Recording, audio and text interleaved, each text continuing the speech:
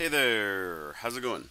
It is Monday morning, June 29th, and I'm already thinking about this week and already missing you guys because we're not going to be able to be together on July 1st this Wednesday because it is Canada Day. But just to get you ready for your assignment that is due this Wednesday at midnight, I want to quickly walk you through and make sure you know how to set it up and what's expected of you. So if you go into our off the record shell, which all of you have teacher access to, up there on the top underneath course docs, you will see the web-based project. And when you click web-based project, you'll be taken to a page that describes and has a couple of links that are useful for this assignment. Now, if you are wondering what is expected of you, there's a link right here that opens a new window. And this I showed you during class, but if you want to get back to it, you just click this. Boom, here we go. The general expectations and specific expectations and even the rubric for this, which is what you will use for your peer reviews.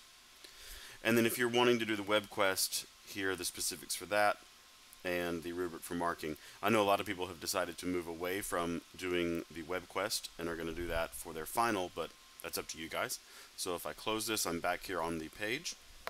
Now what I would like you to do, and to quote unquote turn this in, is to create your own page in Canvas and link it right here like some of your peers have done. So I see like Nathaniel's done GeoGebra, Gapminder World's being done by Alex, Kahoot, Tumblr, Kahoot, which is totally cool, totally okay with there being multiple versions of the same tool, because you will all do it very differently. And see, I've got Nazma here. This is actually perfect. She's linked out to the tool, but I want to show you exactly what I'm expecting here.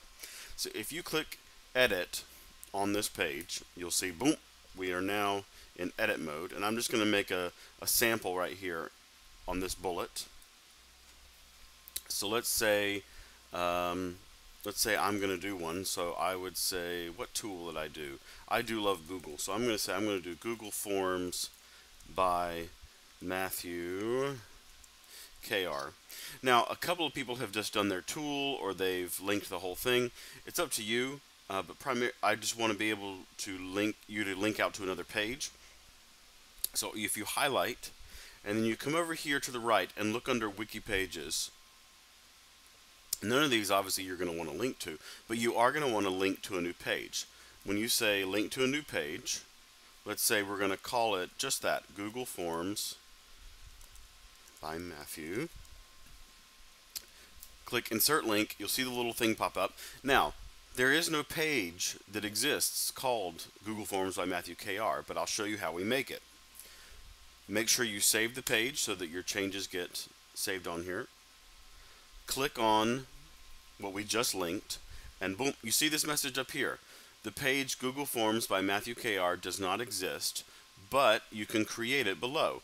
So here I have a blank page. There's the title, and I can insert content right here just like normal. And when I'm done, just click Save. But what I would also recommend you do so that you don't get anything mixed up is click Save and Publish.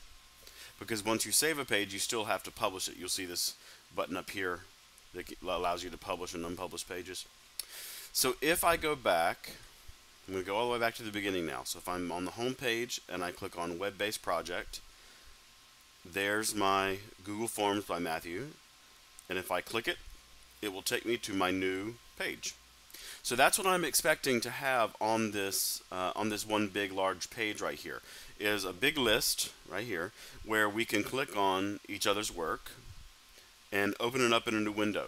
Part of the reason why I'm having you do this like this, instead of just putting it in a Word document or in a Google document and submitting it like that, is because I want us all to be able to access these and to be able to review them and use them later.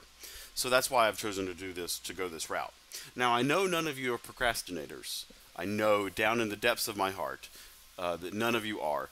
But if you are still wondering what on earth am I going to do before this is due on Wednesday evening, take a look at one of these three websites that I've linked right here. These are three wonderful sources for Web 2.0 or web-based tools.